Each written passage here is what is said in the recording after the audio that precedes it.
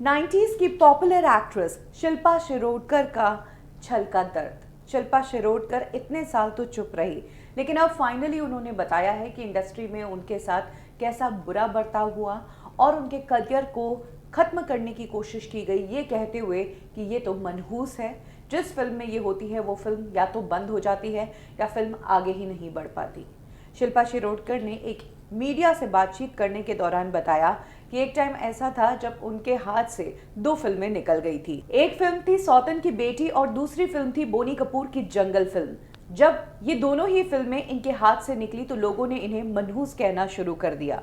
और जब किसी भी एक्ट्रेस के लिए फिल्म इंडस्ट्री में इस तरह की बात फैल जाती है तो दूसरे प्रोड्यूसर्स भी उस एक्ट्रेस से किनारा कर लेते हैं। ऐसे में शिल्पा शिरोडकर का कहना है कि जब कोई भी उनके बचाव में नहीं आया तब मिथुन चक्रवर्ती ने उनकी बहुत मदद की। मिथुन चक्रवर्ती ने उन्हें अपनी भ्रष्टाचार फिल्म में काम दिया और उसके बाद से शिल्पा शिरोडकर का करियर फिर से चल पड़ा।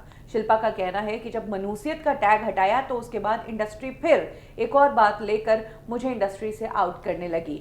मुझ पर मोटे होने का ठप्पा लगा दिया।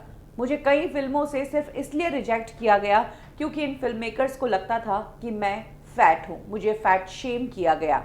इसमें शिल्पा शिरोडकर ने एग्जाम्पल दिया छैया छैया सॉन्ग का, जिसके लिए वो पहले सेलेक्ट हो गई थी। फराह खान ने शिल्पा शिरोडकर को कहा था कि मैं तुम्हें कंसिडर कर रही हूँ, लेकिन बाद में शिल्पा को मोटापे की वजह से हटाकर इस गाने में फराह ने मलाइका अरोड़ा को कास्ट किया और ये गाना मलाइका की जिंदगी का सबसे बड़ा गाना बना और मलाइका का करियर बना दिया इस गाने ने। शिल्पा शिरोडकर का कहना है कि जब 90s में ही लोग उन्हें मोटा कहकर बुलाते थे तो अब और क्या कहकर बुलाएंगे। अगर इस टाइम भी वो अपने करियर की शुरुआत करती तो उनके लिए मुश्किल होता, जिस तरह से 90s में उन्हें टारगेट किया गया था। हालांकि शिल्पा शिरोडकर इच्छा रखती है फिल्म इंडस्ट्री में काम करने की, वो कम बैक करने की इच्छा रखती है और उनका कहना है कि अगर किसी सीरीज़ में अच्छा रोल मिलता है तो मैं डेफिनेटली कम बैक करने के लिए तैयार हूँ।